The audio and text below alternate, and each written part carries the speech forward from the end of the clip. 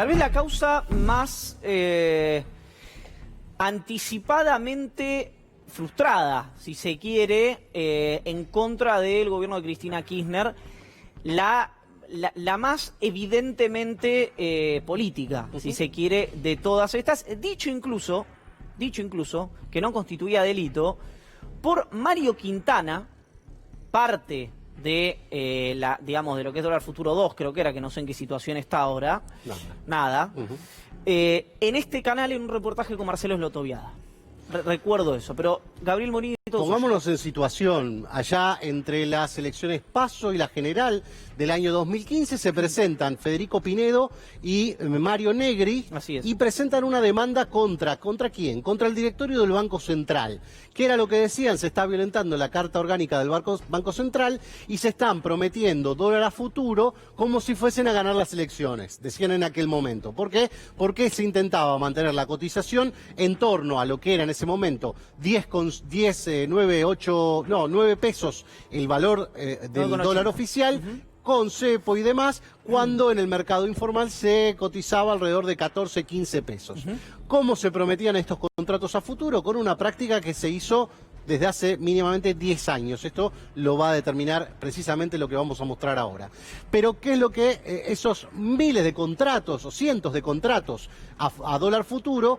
Vos, la modalidad era, vos tenías que poner un adelanto, arriesgabas 20 centavos por cada dólar que cotizaba a futuro. Si había diferencia entre lo que terminaba valiendo el dólar y lo que vos habías cerrado tu contrato, te venía plata a favor. Si no, tenías inmovilizado el 20% de lo que era el valor que vos habías suscrito en esos contratos. Así es una especie de una herramienta financiera con el objetivo de mantener o de aplacar las expectativas de devaluación o la presión sobre el dólar. ¿Qué fue lo que pasó entonces? Se arma una causa. Y se arma aquello que fue el inicio de Unidad Ciudadana. ¿Se acuerdan ustedes? Cuando allá por abril, mayo del año 2016, Cristina Kirchner es citada a indagatoria por el juez Claudio Bonadío. Sorpresiva indagatoria, ¿por qué? La de ella, la de Kicillof y hasta, bueno, la del propio Banoli no, porque era la autoridad máxima del Banco Central en aquel momento. ¿Pero por qué? Porque el fiscal Eduardo Tayaro ni siquiera las había imputado a los funcionarios políticos. Había imputado a quienes formaban parte del Banco Central para ver si, bueno, en algún caso se había violentado esta normativa. Aquí la vemos, este fue el discurso posterior, se llenó Comodoro Pi como nunca antes y Cristina Kirchner salió de Comodoro Pi bajo el brazo con un procesamiento, el primero de toda la serie. Veamos qué decía en aquel momento la prensa respecto a esto. La prensa es Clarín, obviamente, lo que marca la tendencia. Inhiben los bienes y piden identificar las cuentas de Cristina, más avances sobre la corrupción. Nunca fue un caso de corrupción, este está más que claro. Y el juez Bonadío actuaba en esta primera causa que tenía a mano. Acá la del procesamiento, estamos hablando del 13 de mayo de 2016, es decir, poco menos de un mes después de haber sido indagada, lo decidió el juez Bonadío en la causa que investiga la venta de dólares a futuro poco antes de terminar su mandato. Acusó a la expresidenta de administración infiel, también procesó y embargó a Kicillof y a Banoli. Ojo, perdón, y esto me lo acuerdo bien porque nosotros publicamos en su momento quiénes fueron los compradores de dólar a futuro. Se sugería en la denuncia, además de eso que vos mencionás, que parte de los contratos que se estaban suscribiendo a los 9 pesos con 80 al dólar oficial, eran porque había funcionarios, exfuncionarios o amigos de los entonces funcionarios que tenían información privilegiada. Por eso le llamaban, era un caso de presunta corrupción, que después, cuando fueron los contratos, no solamente no había kirchneristas, sino que estaba la plana mayor del gobierno de Mauricio Macri. Exactamente. Y recuerden ustedes que cuando asume Mauricio Macri, hace lo que te diría que es si esto fuese un delito, sería haber completado el delito. ¿Por qué? Porque el juez Bonadío, que estaba investigando, le pregunta a Federico Sturzenegger, ¿tengo que pagar estos contratos? Sí, páguelos, le dice Bonadío, todo por escrito. Exacto. ¿Y qué hace? Se reúnen y hay una fecha, un monto de corte, es decir, cuánto después de la devaluación de diciembre del año 2015, dicen, bueno, ahora vamos a pagar los contratos, así, así, así. Así es. Se había completado la maniobra. Un domingo, exactamente. ¿Qué pasó con Cristina Kirchner? Bonadío procesó, la Cámara ratificó, Todas las instancias dijeron, sí, me parece que está bien lo que hizo Bonadío. Y esto fue elevado a juicio oral a pedido del fiscal Eduardo Tayano, que dijo, entre otras cosas, que, además de la inhibición general de bienes y demás, que el perjuicio estimado entre la diferencia de 10,75 y 14,15, 14 o 15 pesos, era de 57.000 millones de pesos de perjuicio al Estado que le había causado el gobierno kirchnerista. ¿Qué pasó? En el medio, se fue al Tribunal Oral Federal. Fue la primera causa de elevación a juicio de Cristina Kirchner como imputada. El Tribunal Oral agarró y empezó a decir, bueno, pero no ponía fecha, no puso fecha todavía.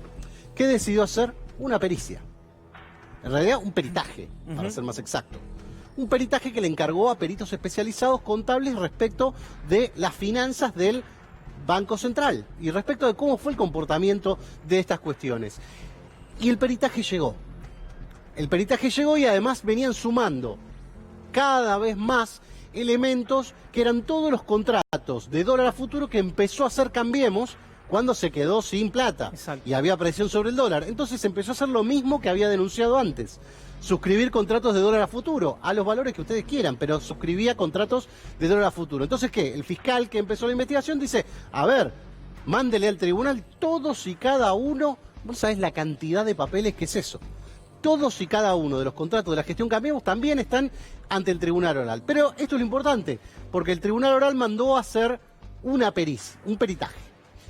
El peritaje, acá lo estamos viendo, digamos, esto es la formalidad de lo que es la parte inicial del expediente. Te voy a decir las conclusiones. Acá vemos las firmas de todos los peritos que trabajaron en esto. Fue unánime, ¿sí? Peritos oficiales y de parte. Unánime. Las conclusiones, decíamos ya, el primer tema, fue la primera causa judicial contra Cristina. Oficiales y de parte coincidieron en las conclusiones. Tenían que responder preguntas. Básicamente el tribunal les hacía preguntas. ¿Cuál fue la respuesta inicial o más importante que hemos ponderado? No hubo perjuicio para las arcas del Estado. ¿Por qué? Le preguntaron si estaba dentro de los objetivos del Banco Central esta cuestión.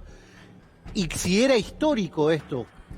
La operación se hacía en la Argentina desde hace 10 años contando 2015, ¿no? Ahora podríamos decir que son 15 años, desde 2005 se viene haciendo esta práctica en el Banco Central. Veamos, avancemos. Perdón, no es solamente la Argentina. No, por eso. Está arreglada esta cuestión en la Carta Orgánica del Banco Central, al igual a las otras entidades en el mundo que también tienen estas herramientas para disponer de política monetaria. Que no se dañó el patrimonio del Banco Central. Y acá vos tenés varias de las cuestiones que son de las más importantes. No se afectaron las reservas tampoco. Esto era un gran caballito de batalla de toda esta cuestión. Decían, no, afecta las reservas. Hicieron contratos de cualquier cosa, sabían que iban a perder, que se iba a devaluar porque el precio no era el que correspondía y, en definitiva, el perjuicio era enorme al Estado. Todo esto tuvo su correlato judicial, ¿eh? Hubo jueces que firmaron esto. Y había un estudio que había tomado citas del Rincón del Vago también. En esta causa también. En esta causa también. No se afectaron las reservas y se mantuvieron en el nivel histórico. ¿Qué decimos con el nivel histórico? No de reservas, sino de cómo es la aplicación de estas herramientas de política monetaria respecto de la presión sobre el dólar, que siempre se articulaban y que tenían alguna frecuencia. Obviamente, no produjo dificultades al programa monetario, es lo que entienden los peritos, analizando toda la situación cronológicamente, digamos. Perdón, vos sabés que yo no hago periodismo de periodistas, pero sí puedo hacer periodismo de empresas. Dos de las empresas que suscribieron contratos de dólar a futuro fueron Cablevisión y La Nación, por ejemplo, ¿no? Que yo recuerdo cuando los publicamos que la sorpresa era, pero si me estás diciendo que es un delito, o me decías que era un delito, ¿por qué suscribías eso?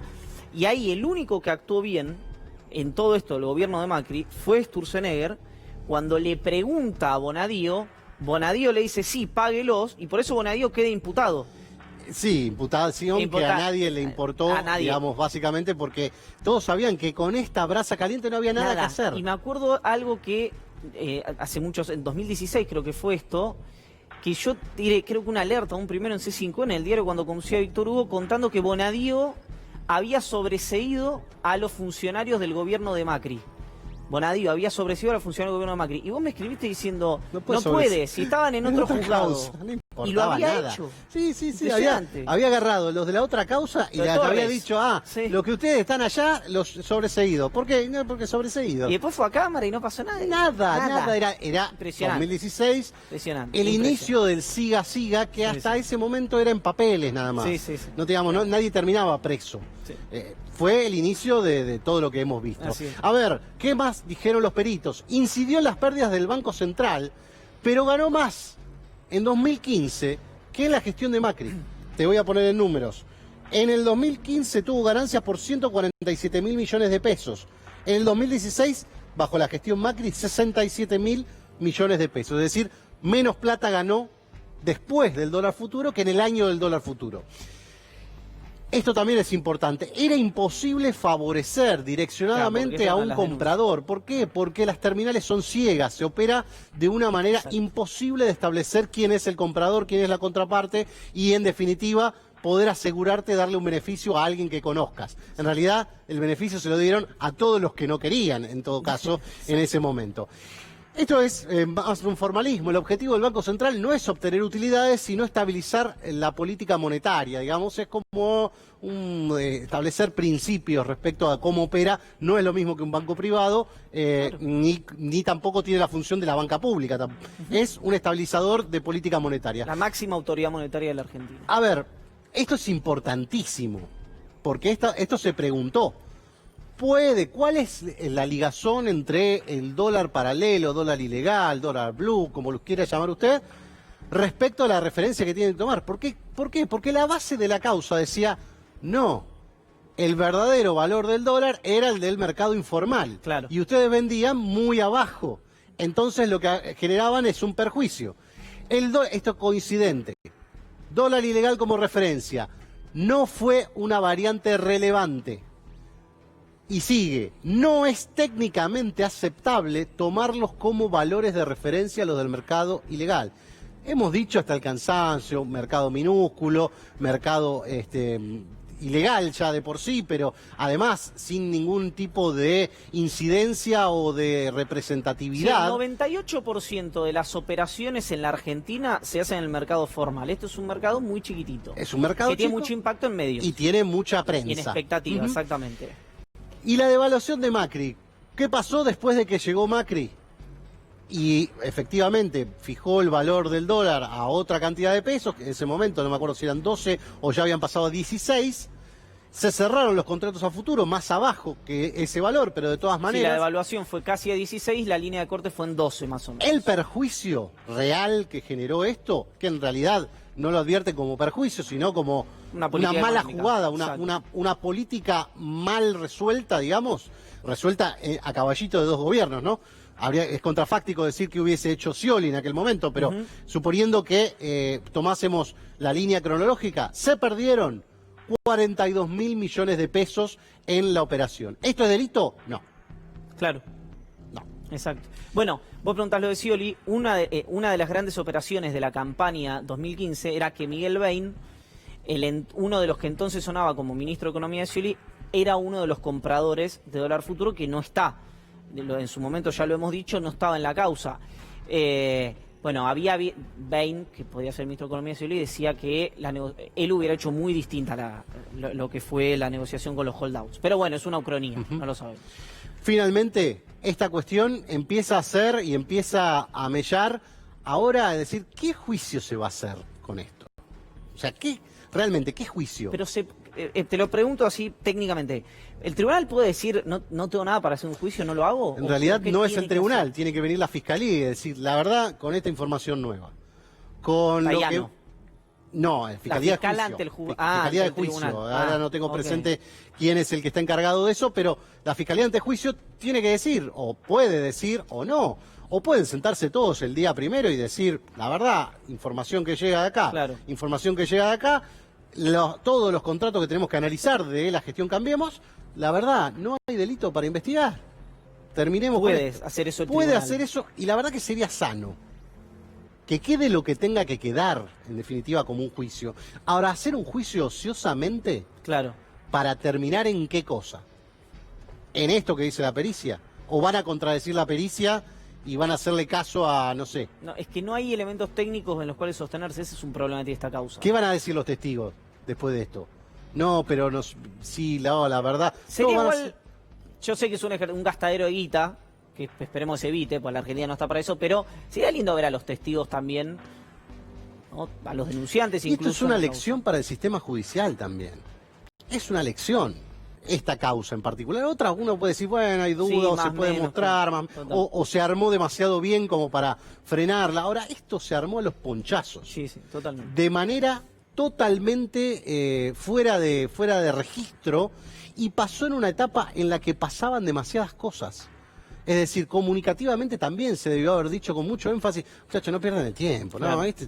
Total. La verdad que no. Totalmente. Después, la lectura política les dejo a que la resuman, pero me parece que esto es lo que se demuestra en papeles y puede llegar a ser la primera causa en caer y puede llegar a ser. O puede ser solamente un mojón más en la historia de desavenencias entre lo que es el sistema judicial y cómo deben investigarse